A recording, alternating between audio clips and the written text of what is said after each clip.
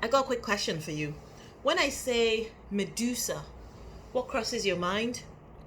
Now, most people that I have asked that question to, the first thing they've said is snakes. She's the one with snakes on her head. She's the one that when she looks at you or when your eyes meet hers, she turns you into stone. She's a creature that is just vile, very wicked, not nice, and to be avoided. All those things are true. But let me tell you a quick story, and then I'll ask you that question again. So, Medusa, when she was born, she was beautiful. She had the best hair. She had these striking eyes. Her body was beautifully formed, and her face was just perfect. So, she decided that she was going to become a priestess for the goddess Athena. Now, apart from her physical beauty, Medusa also had inner strength, inner beauty.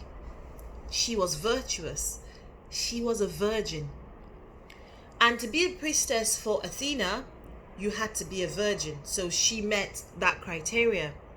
Now people will flock to the temple to worship Athena, but to see Medusa in all her beauty. Athena started feeling a bit jealous, but she didn't do anything about it. Somebody even made the mistake of mentioning Medusa's hair, and they mentioned that her hair was even more beautiful than that of Athena. That must have been a bit of a sore subject. Anyway, one day Medusa is walking down the shore, and guess what? The god of the sea, Poseidon, saw her and fell in love with her. Now, side note, Poseidon and Athena have issues. Yeah, the city called Athens was named after Athena. Now, there's a whole story there because Poseidon wanted that city for himself, but there was a contest and Athena won. So, hence Athens. So, they have that beef going on. Now, Poseidon sees this Medusa girl. She's gorgeous. Everybody who sees her loves her. So he started to follow her. She's walking, getting a bit uncomfortable with the whole thing.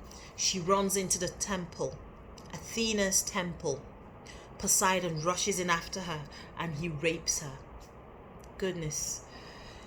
When his violence against her ended, Athena comes in. She's enraged, as you can imagine. She's angry. Her temple has been desecrated by her arch enemy. Her priestess has been violated by her arch enemy. She is boiling with anger, so she decides to punish Medusa. She punishes Medusa for being raped by Poseidon. She does nothing to Poseidon, but she punishes Medusa. You see those nice locks people were talking about? She turned them into snakes.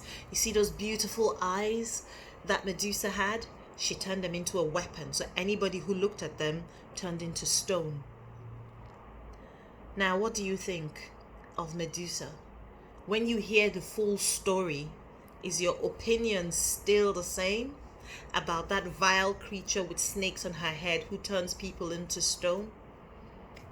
I did a talk recently, and when I asked that question, the perception about Medusa changes immediately.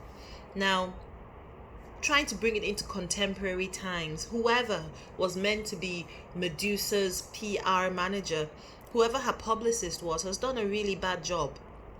Because the stories we know, what we know of Medusa, although it's a fact, is not the full story. So my question to you now is, when you hear stories or when you tell stories, are you telling the full story?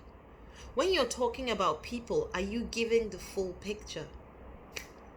On the 25th of July, I will be doing a talk on the Rise and Inspire group, and I will be talking on the theme of championing others. And my main focus, I'm aiming for my main focus to be about the stories we tell. Are they the full story? Are they damaging to the people that we're talking about? You know, the information that you have, is that the full information? On what basis have you created your opinion? Have you dug a bit deeper? Do you know the human side of the statistics that you throw out? I will join it up a bit better, but I'm looking forward to doing that talk. As usual, it will be at 7:30 on the 25th of July 2020. Links and all of that to follow. Bye.